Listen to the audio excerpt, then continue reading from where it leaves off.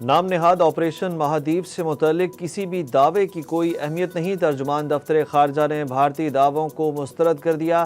ترجمان دفتر خارجہ شفقت علی خان نے کہا کہ بھارتی رہنما عوام کو گمراہ کرنے کے بجائے اپنے فوجی نقصانات تسلیم کریں۔ بھارتی قیادت کو جنگ بندی میں تیسرے فریق کا فعال کردار بھی مان لینا چاہیے۔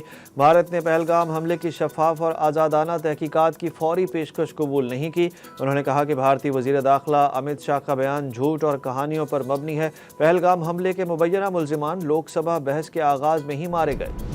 پاک فوج اور قوم نے مودی کی ساکھ مٹی میں ملائی اور وہ رل گیا۔ نریندر مودی اب بین الاقوامی مذاق بن چکا ہے۔ بھارتی میڈیا اور فوج خود کہہ رہی ہے کہ جہاز گرے، اب نریندر مودی کو بھی مان لینا چاہیے۔ وزیر دفاع خواجہ آصف نے مودی کو آئینہ دکھا دیا، بولے عمران خان کے بیٹوں کو آنے سے نہیں روکا، پی ٹی آئی کو 9 مئی اور 26 نومبر برپا کرنے کی اجازت نہیں دیں گے۔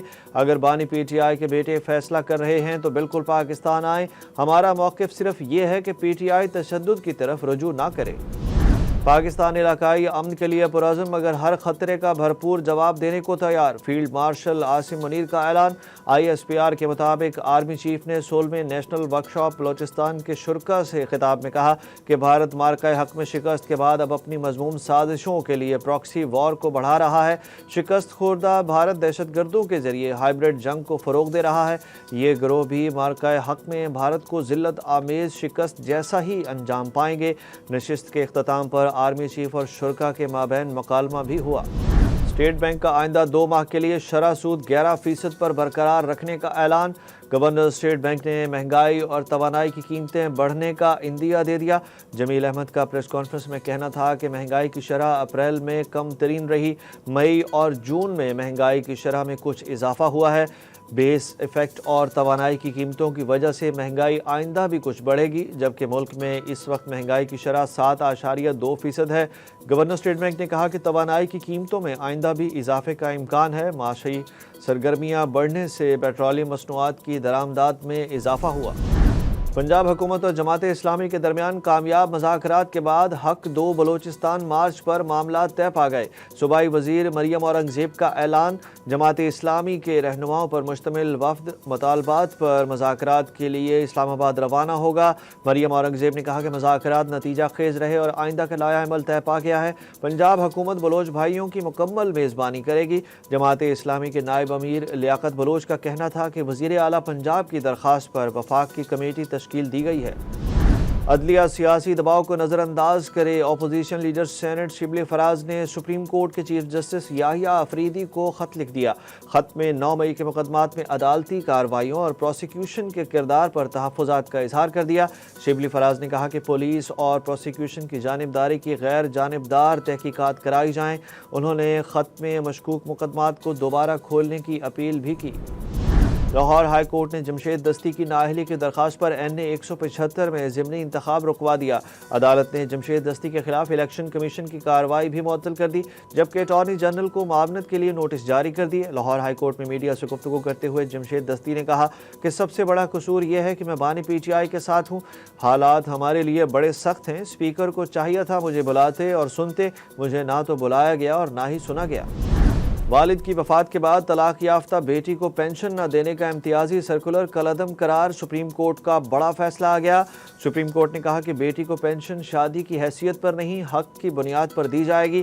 پینشن سرکاری ملازم کا قانونی حق ہے، خیرات نہیں ہے۔ جسٹس عائشہ ملک کے 10 صفحات پر مشتمل تحریری فیصلے میں کہا گیا کہ پاکستان کا صنفی مساوات میں عالمی درجہ بندی میں آخری نمبر پر ہونا افسوسناک ہے۔ پینشن سرکاری ملازم کا قانونی حق ہے، خیرات نہیں ہے۔